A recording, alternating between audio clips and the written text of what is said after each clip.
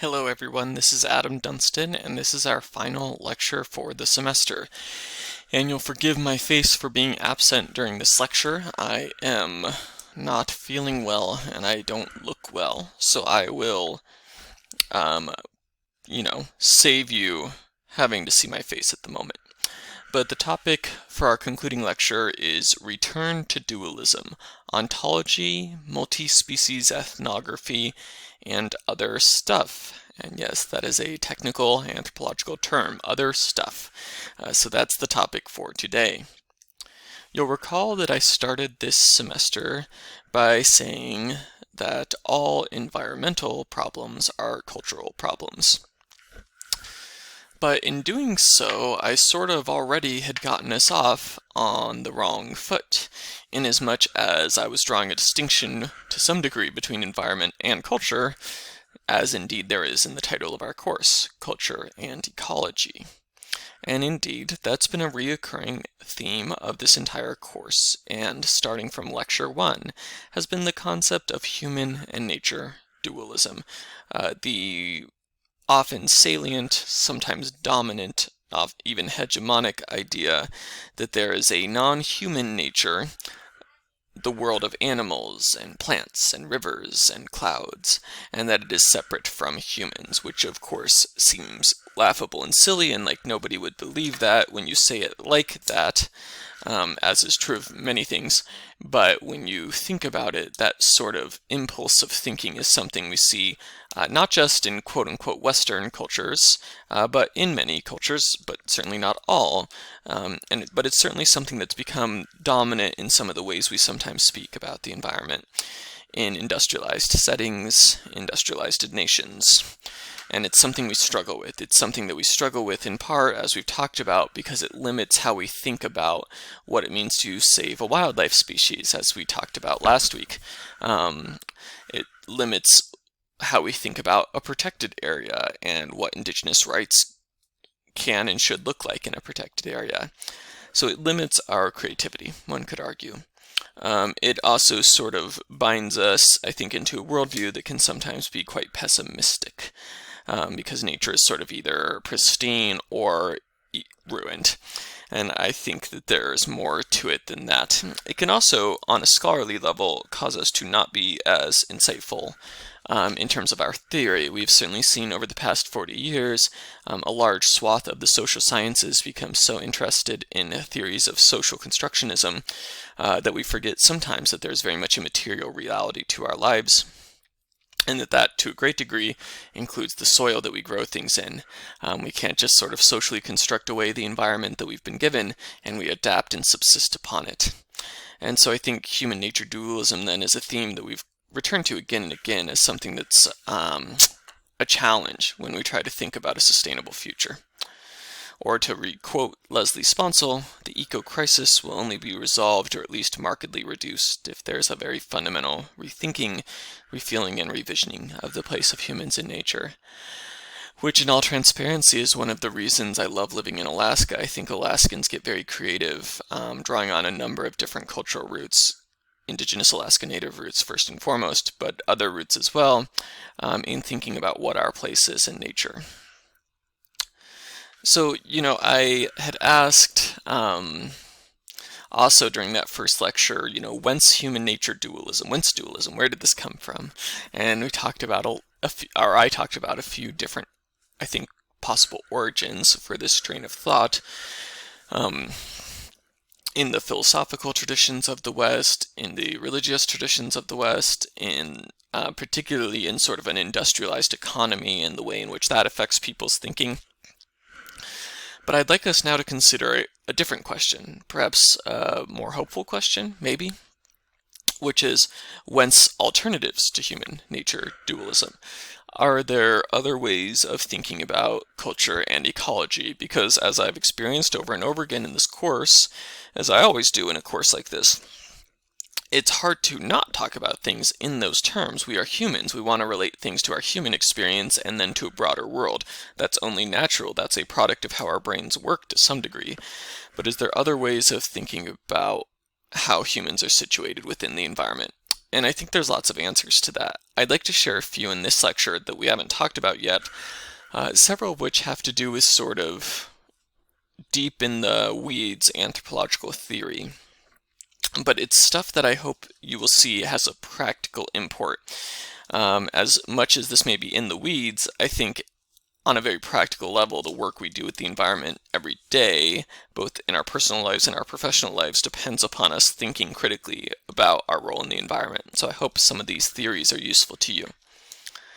I'd first like to talk about an idea called well, not an idea so much as a movement of ideas called the ontological turn. Starting around late 2000s, 2005 on, particularly about 2010 is when it really kind of started to gain prominence and recognition, I would say, is the concept of the ontological turn in anthropology and related social sciences.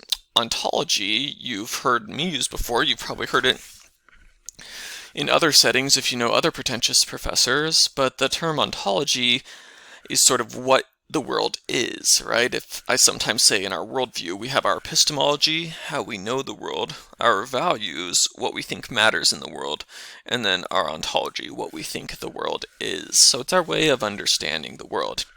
And of course, anthropologists have been interested in that, in worldview and culture and meanings from the beginning of our field almost. But the ontological turn takes that in an interesting step forward and also inward, in a sense, by turning that partly inward and thinking through how is it that as anthropologists we bring our own sort of ontologies to the work we do and the theories we create, and how might we rethink that or disrupt that, right? So for example, how do our ideas about language and linguistic theory change if we start to think critically about other ways that, let's say, plants communicate? Does that change our ideas of language theory at all? Also, can we think more critically about ways of viewing the world, not just as lenses on the world, but as worlds themselves, as sort of ways of existing that get replicated and sort of forced onto the world and made real, in a sense, the world reshaped according to our worldviews. That's sort of part of what the ontological turn is getting at. And if you're feeling confused at this point, you're not the only one. Ontology is one of those buzzwords that became very popular for a while, starting to die out in popularity, I'd say now, in academia. But I remember I did a job interview kind of right during the height of it, and I used the term in a job interview, and somebody was like, this was for a professor job, and somebody's like, I have no idea what that term is. Can you explain it to us? And so I went over to a whiteboard and drew a drawing, and we all talked about it. But it's a confusing term even for other academics, but I think it's a useful concept, right? Thinking in really deep ways, almost philosophical ways, at the risk of sort of abstract navel gazing, I think it can sometimes be helpful to question basic assumptions. On that note, there's some theorists that have done interesting ideas, or developed interesting ideas in this regard, that are either part of the ontological turn, or sometimes came before it and kind of provided inspiration for it, but kind of generally in this stream of thought, and particularly people that have rethought how we think about humans and their environment in anthropology and the social sciences. For example, so a few different examples of this. Bruno Latour, prominent sort of founder almost, but prominent figure within what we sometimes call science and technology studies, but basically a social scientist, to some degree an anthropologist, who looks at how scientists actually do their science and kind of looks at that as a cultural process and not just an objective process. And he talks about the concept of a parliament of things. The idea that not only humans, but animals and other living beings, but also things like rocks and a variety of other entities, have observable agencies and impacts upon the world. They push back upon. They don't just sort of take all of our representations wholeheartedly, right? I can socially construct the rock to not be in my way. I still stub my toe when I walk into it. So the idea of a parliament of things, and the idea of thinking of it as a community of which we are but one small part, and not the only part that has agency or activity or will on some level. Also the idea of nature culture, right? Just sort of removing the space. Maybe that'll solve the problem. Probably not, but I do like and appreciate the effort. I actually think it's a pretty clever concept. Sort of nature as part of culture and culture as part of nature. We might think of it this way: to the extent that culture and meanings are something developed by the brains of human beings, and to the extent that human beings are physical beings, in a sense, culture is a natural phenomena, which to some degree returns us to where anthropology started at, in the sense of saying, if we can observe geology and biology and hydrology and astronomy, why is it that we cannot observe culture, which is of course also a phenomena out there in the world? Viveros de Castro, in turn, wrote a very, very influential paper in the 90s on something he called it Amerindian perspectivism. He was referring to certain Amazonian groups who have a concept of perspectivism, where in their ontologies, in their views of the world, animals see humans as humans see animals. For example, a jaguar may see a human being as prey in the way that we see other beings as prey, and to the jaguars, they are in fact people and view themselves accordingly. Right, that the view of the world is in a sense conditional upon where you are in the food web, in the ecosystem, and that living things tend to view themselves as the people and other things as the objects or the prey species or the other entities.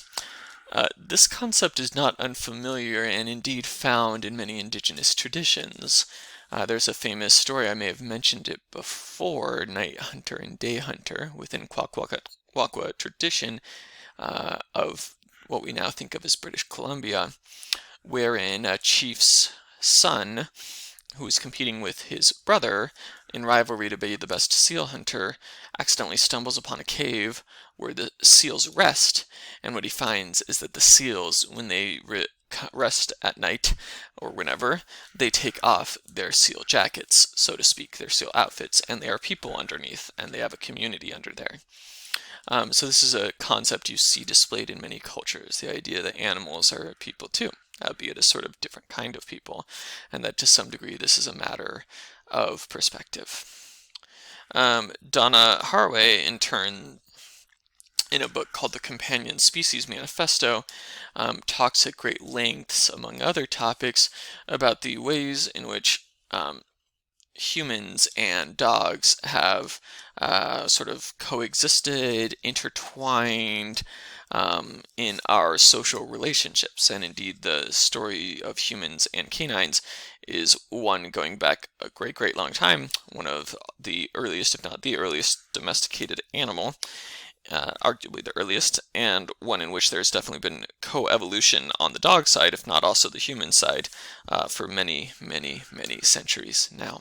So thinking through in a more systemic way, humans and animals not as sort of two separate domains with occasional interactions through food or pets, but instead as something where they are sort of, companion species.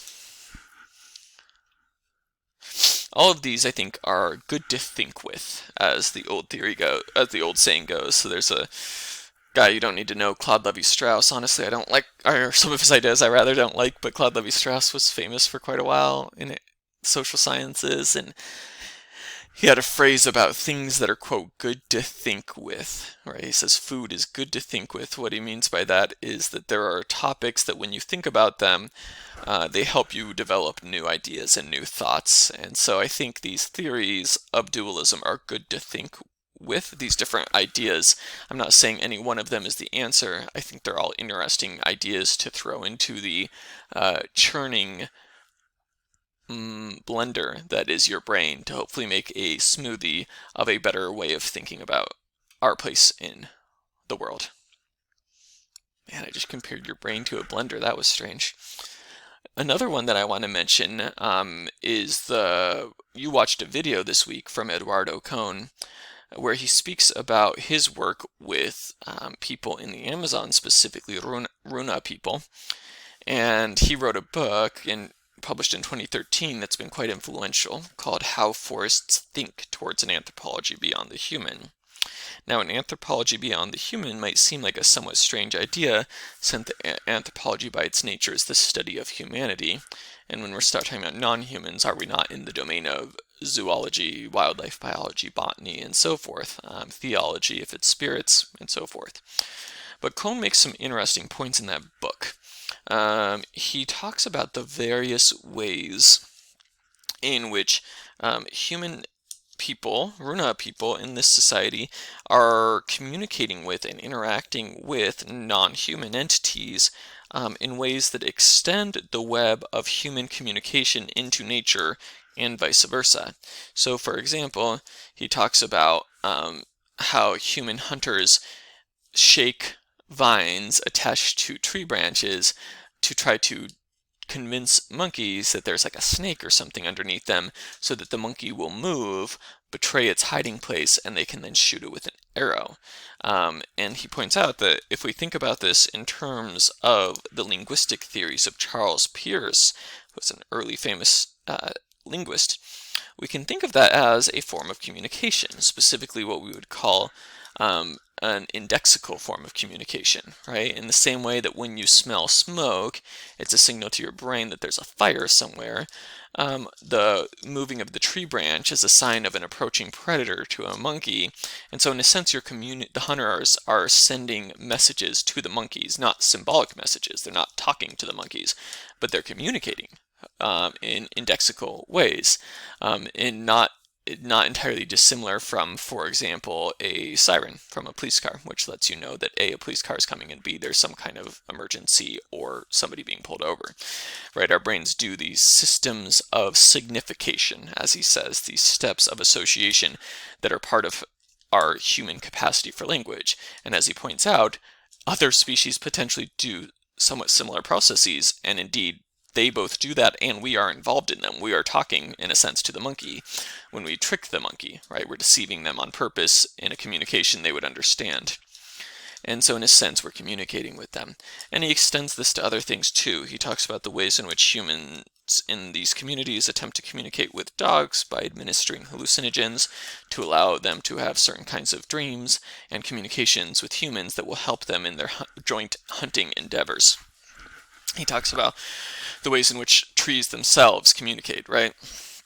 And so he extends our ideas of what communication means in ways that are both very odd and unusual, but also to some degree not entirely out of line with how we understand language and linguistics, but just saying, what if we were to apply that to non-human nature, and what would we find out? And the answer is, well, we find out that there may be a lot more overlap between human society and a thinking forest than we thought.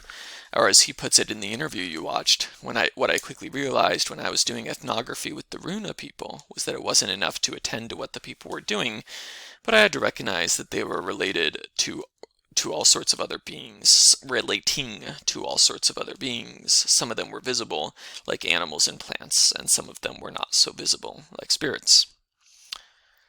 I like also, and this will be a long quote as well, so that's one sort of paradigm. Another paradigm is the one offered by a variety of different indigenous scholars, and particularly the one that I will focus on is Robin Wall Kimmerer in her very well-known book that I strongly recommend, Braiding Sweetgrass. In it, Kimmerer, who as we've said before is both a botanist and Potawatomi, and draws on both scientific laboratory botany, I'll say, as well as indigenous teachings in her botanical work. She says some very interesting things, including in the essay you read earlier this semester, The Grammar of Animacy. You'll recall she says, a language teacher I know explained that grammar is just the way we chart relationships in language. Maybe it also reflects our relationships with each other, maybe a grammar of animacy. right? A way of speaking about nature in your language. If you talk about nature in a way that it's not an object, but that animals and plants have will and have intentionality, maybe a grammar of animacy could lead us to whole new ways of living in the world, right? But if we were to truly restructure language that way, a world with a democracy of species, again, that parliament of things, not a tyranny of one, with moral responsibility to water and wolves, and with a legal system that recognizing the standings of other species. And she talks about, you should go, when she hears from elders, the idea of go spend some time with the beaver people, the idea that animals are holders of knowledge and guides, right? Not just sort of beings that we hunt or are sometimes afraid of or sometimes turn into pets, but also entities which can themselves teach. We do not have to figure out everything by ourselves. There are intelligences other than our own, meaning animal intelligences, teachers all around us. Imagine how much less lonely the world would be. So I'm not advocating that we all learn Potawatomi or Hopi or Seminole if we could. I like this point as an first English speaker. Immigrants came to these shores bearing a legacy of languages all to be cherished, but to become native to this place, if we are to survive here, and our neighbors too, our work is to learn to speak the grammar of animacy, so that we might truly be at home. And she says, then shares an example from a Cheyenne elder who she spoke with, that it's as much about, or more about what's in your heart, right, in your thinking, as it is about what's actually on your lips, right? It's maybe not so much about learning a different language as it is developing new ways of thinking about these things. So that's one paradigm that I really appreciated and found thought-provoking. Another one is the concept of political ontology. And so that takes the idea of ontology that we talked about a minute ago and pushes it further in a kind of a different direction. Instead of like Cohn did, or like Kimmer is doing, and extending it inward and rethinking our basic assumptions, people like Mario Blaser or Benedict Singleton are taking the idea of ontology and pushing it outward and thinking about our ways of viewing the world as not just lenses on the world, but as something in which we shape the world in the image of our views. So there's a great article that I used to have this class read but no longer do, but I recommend to you, by Benedict Singleton, and it's called Leviathan, the Meat Whale and Hidden People, Ordering Faroese Pilot Whaling. And in that reading, he talks about the Faroe Islands, which are between Iceland and Norway and Scotland, as you can see. And people do pilot whale hunting, and they do this in mass as a cultural activity that's happened for centuries, and people eat the meat. And that's been attempted, and it's called Grinderup. I'm not sure if I'm pronouncing that correctly, but that's been attempted to be stopped by activists from the Sea Shepherd Conservation Society, who did a campaign called Grindstop, and tons of them went to the island, sort of made a nuisance of themselves, for better or worse. That's kind of sometimes the best way to do activism, is to be around and to be seen and to be vocal about it, and putting up signs and different things. And generally representing the pilot whales as sentient beings, right? Pointing out, for example, that the idea that the pilot whales, when one gets killed, the others flock to it, and therefore that makes them easier to kill. And so sort of presenting hunting as this inhumane activity against sentient whales. Whales that are, in many ways, as sentient or as thinking as a human being, at least on that level. In turn, many Faroese Islanders represented this as, this is a cultural activity. People outside of our islands sure as heck eat meat. We're eating meat in a way that's not factory farming, but is instead taking wild meat, thus more ethical and more sustainable. We do it in a sustainable way, and it's a good source of protein, rather than sort of shipping it in from a factory farm hundreds of miles away with all the both environmental and fossil fuel and ethical concerns that would bring. So they certainly had their pushback.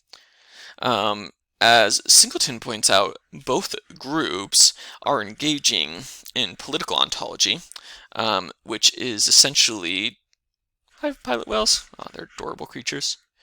So political ontology is this idea that social groups have their ways of understanding, or rather ordering the world, of putting things into their places, of telling a narrative about the world, and that those narratives, those ways of ordering, those are ways they understand the world, right? The activists truly do see these whales as, sentient beings that love each other and that should not be harmed in this way, and the hunting is barbaric.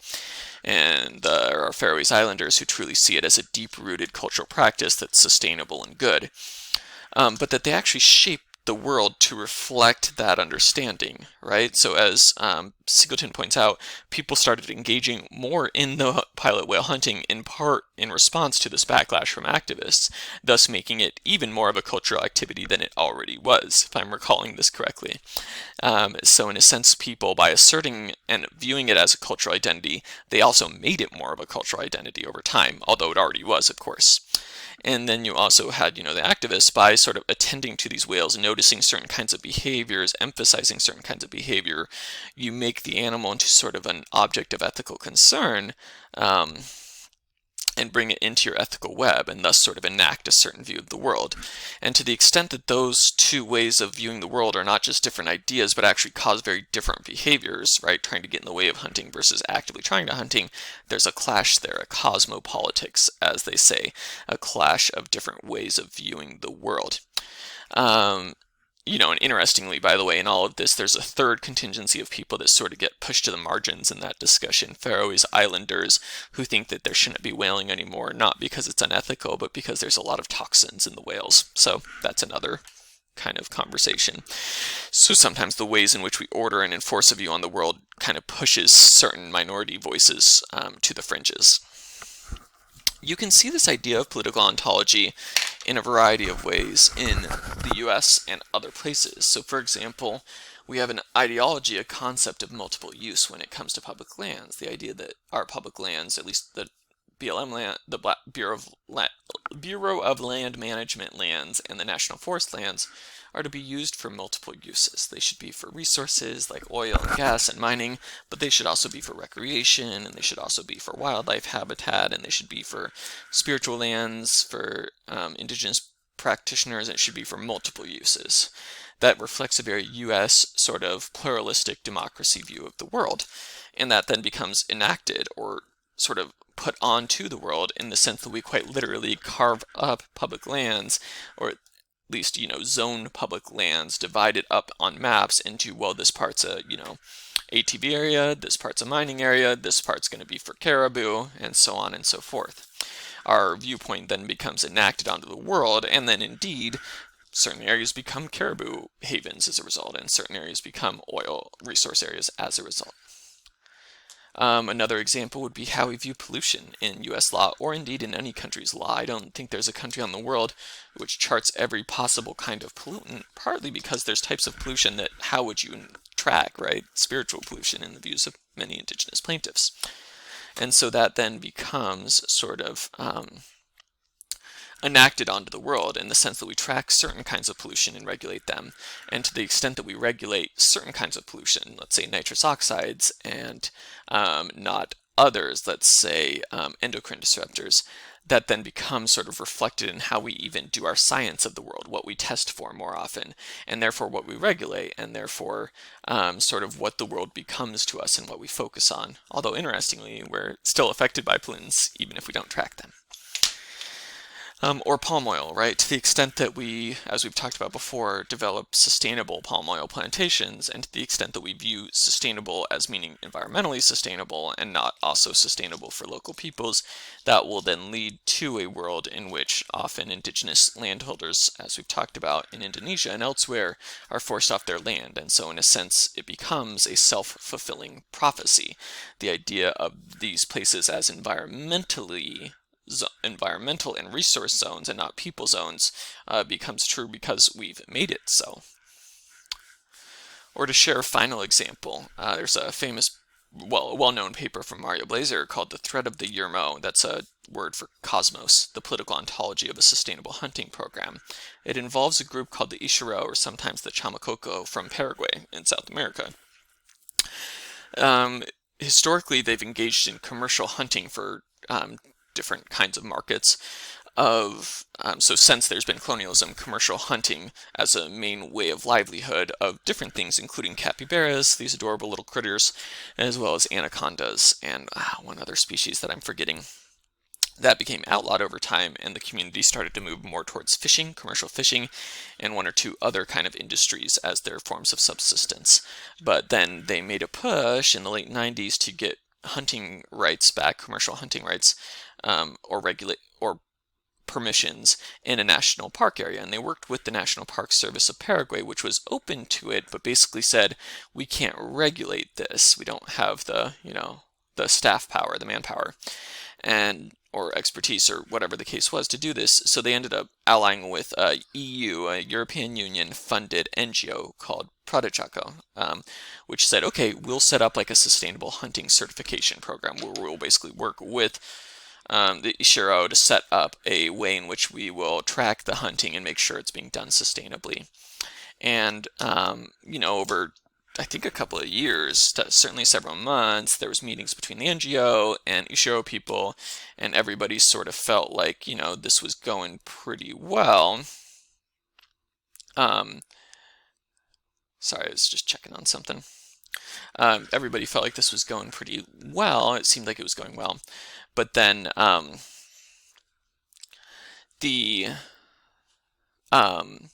it was clear within a few months that there was rampant misunderstanding of this. I'm going to see if I still have this up on my, I had a version of this up. Yeah, nope, not this one. This one, yeah, great. So it was very soon clear that from the point of view of the NGO, the Ishiro people, despite seemingly having been on the same page, were very much over-hunting the species and doing it unsustainably. Mario Blaser was interviewing people around this time, and, he said, he asked him what he thought about the regulations. He asked a Yushiro friend, what do you think about the regulations on fishing? So this is not hunting, but fishing. The friend looked perplexed, and, I explained that the authorities said that the restrictions were meant to protect the resource, the fish, from disappearing. My friend said that this made no sense, for the amount of fish in the river had nothing to do with how much they were harvested, because the fish come with the birds of rain, the osocero. As long as there's rain, there's fish. Then why do you think they make all these regulations? And then his friend actually related it to the Bible and the idea of rich people oppressing the poor. And so a very different view of hunting regulations, right? That they're not actually necessary, that they're a way of oppressing the poor. And indeed, in sort of traditional Ishiro thought, there's the idea of ukurb deo, I hope I am pronouncing correctly, potencies or powers, spiritual entities in a sense, which include balut or emanations. The idea that, a capybara is sort of a reflection of an emanation from sort of a shall we say, a capybara prime, sort of a central capybara. And that to the degree that that happens, it is in part because of a relational ecology, the relationships that they have with these spirit beings, these cosmological beings, this Irmo, this spiritual world, partly through their shamans, and that they do ceremonies, and that they interface with the shamans to make sure that the shamans can make sure that there continue to be prey species coming into their communities and being hunted. So it's a matter of sort of spiritual regulation rather than setting a sustainable harvest in the views of scientists, biological scientists. So a very different view of ecosystem, and one that led to a lot of disagreement, right? Both groups thinking they knew what sustainable meant and coming at it from really different angles, and then leading to the program not working very well. And we could think of yet another example being from my own research with the San Francisco Peaks that I've mentioned. Another example of political ontology. In one of the papers I wrote on this, legislative ambiguity in religious freedom policy, or something along those lines, I talk about the idea that when Navajo and other indigenous plaintiffs said that this would be desecration, it was viewed by outsiders as very much a spiritual statement, but very much they were making physical claims as well. People were saying, well, soil gets contaminated, that means that the healing ceremonies won't be very effective, so people aren't going to get their sicknesses healed, or their problems healed, so they're going to turn to alcoholism and suicide, as one person said in a rather memorable interview. And by the way, thank you to the people who shared this knowledge with me. It was very, very compelling in terms of views of the world, and helping me to see the world better. People would talk about the idea, of medicinal plants being contaminated by the artificial snowmaking, and therefore you can't use the medicine, and therefore, again, greater rates of illness, or getting sick from using medicine. People talked about animals leaving as a result of this this disgusting water. And then people talked about the mountain as a being harmed, that it was like cutting into the side of a mountain or throwing chemicals on it, like throwing chemicals on a living being. People weren't speaking about the spiritual realm as sort of a symbolic thing or something going off in some parallel dimension or some far off place, but as something partly to do with physical entities right here that we can point at, right? People's health, a mountain that's alive, animals that we can see right there, and the effects that this would have on them, the very physical effects. And yet at the same time, it was regarded by, these were regarded, for example, as social impacts, as rather than environmental impacts. When they did the environmental impact statement, they were regarded, or the water was considered A+ by the Arizona Department of Environmental Quality, because they weren't looking at things like effects on healing ceremonies. They were looking at contaminants that were regulated by Arizona law and US law. And then in the court cases, which I spend a lot of time on in that paper, the judges ultimately decided against the tribal plaintiffs, and part of their argument was that the concerns being raised by Navajo and other plaintiffs were, quote, subjective and, quote, merely an offense of native sensibilities, right? That it was not, as they say, no actual springs are polluted. So from that perspective, right, pollution was not a happening. And instead, what was being regarded as pollution was put into a realm of religious, which therefore meant subjective, which therefore meant not real or not fully real. And so we see this in U.S. Court cases, right? The ways in which indigenous views get sort of sidelined by regarding them as unreal or subjective. And I talk about the idea that that is an ontological hierarchy, a way in which certain ways of knowing and being are, as Schultz say, an exclusionary hierarchy, where some get privileged over others. That when a law isn't super clear, the judges tend to fall back on their own personal ontologies, or the ones embedded and baked into U.S. law, which becomes its own sort of hegemony. So as we can see then, which then, but on a kind of hopeful note, I talk about this a lot in my another paper I wrote recently, not to plug another paper, I apologize, but you had activists on the ground who pushed back against these sort of invisibilizations and instead tried to weave a narrative, present an ontology of snow making as something that was spiritually harmful, physically harmful, health harmful, and indeed that all of those things went together, that the cultural concerns are the environmental concerns, as one person said. An interwoven desecration that was trying to sort of blast open and make wider the view of what it means to be polluting and what it means to be desecration, to push back against sort of a siloed view embedded in U.S. policy. So again, cosmopolitics, right?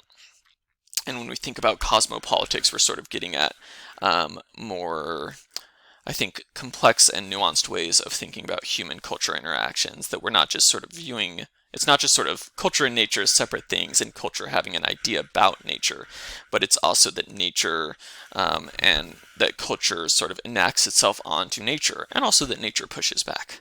Which, on that final note, I wanted to mention something called the multi-species ethnography, or the animal turn. So in the 2010s and late 2000s, you started to see more ethnographers focus on animals, and we've been focusing on animals from the start because they're an inevitable part of people's cultural lives, but focus specifically on animals as part of human social relationships, as with the Donna Haraway companion species dogs example, and including animals as part of ethnography, right? We think of ethnography as going and hanging out with people, but also going and hanging out with the animals that people hang out with and trying to better understand those social entanglements. So for example, I mentioned before, but Eduardo Cohn's work on the idea of dreaming dogs and how humans communicate with dogs, or attempt to, through shamanic dreams. I could mention also Yancey Orr's work, really great scholar, really creative scholar, but one project he did was in Bali, and he looked at the degree to which Muslim and Hindu people in Bali correctly understood pictures of dogs in terms of whether a dog had rabies or not, and whether or not it was healthy looking or not, whether or not it was aggressive or not. And basically, spoiler alert, what he found was that Hindu people tended to have a higher perceptual acuity of dogs and rabies. They were better at telling if a dog in a picture had rabies or not than Muslim interviewees, which seems bizarre. Why would religion have anything to do with that? And the answer is that in Bali, the local Muslim community has sort of a, he calls it a taboo, but sort of a idea that you shouldn't interact too much with dogs and, have them in your home and things. And so less close association with dogs led to people not understanding what's going on in a dog's face as well and misreading whether they look aggressive or not.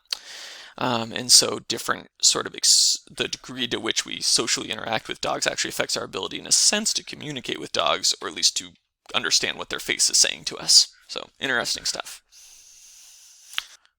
So all of these sort of give us, I think, different ways of thinking, food for thought when it comes to how we view our place in nature and thinking more generally, right? Whether it's the Parliament of Things or the Grammar of Animacy or multi-species ethnography, these are diverse ways of thinking, and there are many others we could mention, right? There are thousands of indigenous cultures, different views of nature, for example. But I think they give us different ways of thinking about what we are in nature, being more creative with that, because ultimately humans are interesting in the sense that we are a species which very much defines our niche day by day. We just get to decide what our place is. And so I think different ways of thinking help us do that.